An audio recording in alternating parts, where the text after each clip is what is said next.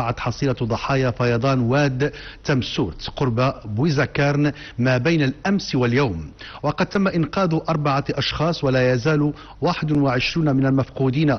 هؤلاء الأشخاص جرفتهم المياه نتيجة فيضان واد تمسورت إثر التساقطات المطرية القوية التي عرفتها المنطقة. زكي بالقص ومحمد محضار.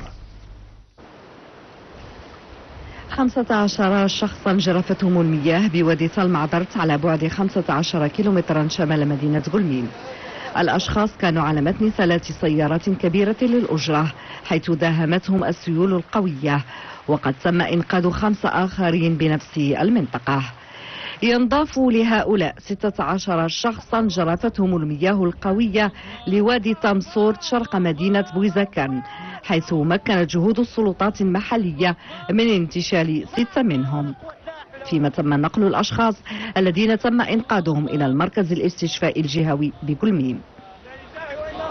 غادي في الطاكسي والواد سال ومشي بينا نقطعوا ياك مع الكاميونات والكيران نقطعوا، والطاكسيات حصلوا في الوسط، وبقينا كنتسناو يعتقونا.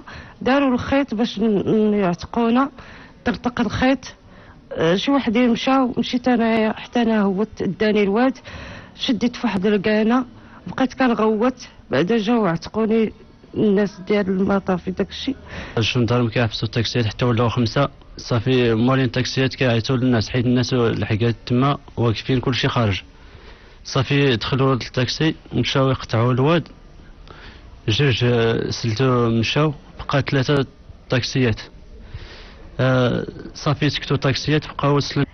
السلطات المحلية تمكنت من التعرف على هوية الضحايا، ويتعلق الأمر ب11 امرأة، طفلة و4 رجال، وكالتفسير